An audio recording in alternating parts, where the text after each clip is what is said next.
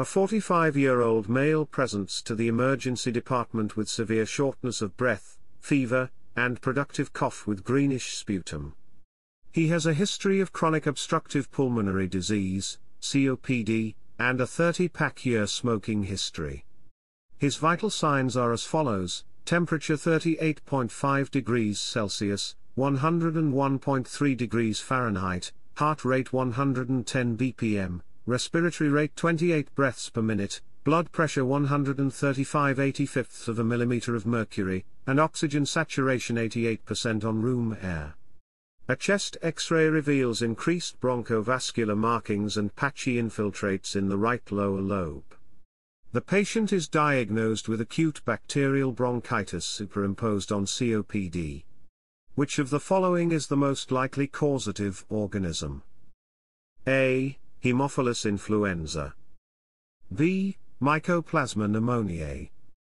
C. Streptococcus pneumoniae. D. Staphylococcus aureus. E. Pseudomonas aeruginosa.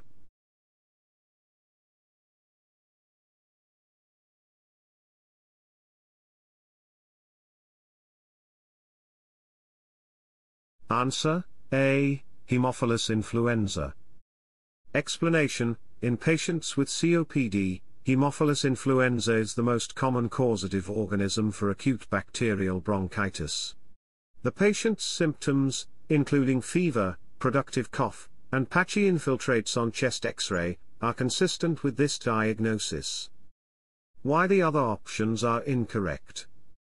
V. Mycoplasma pneumoniae. This organism is more commonly associated with atypical pneumonia, particularly in younger patients. It is less likely to cause acute bacterial bronchitis in a patient with COPD. C. Streptococcus pneumoniae, while S.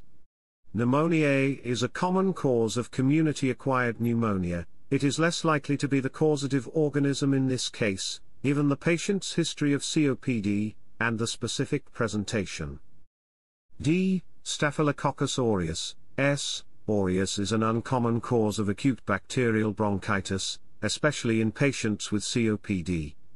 It is more commonly associated with skin and soft tissue infections.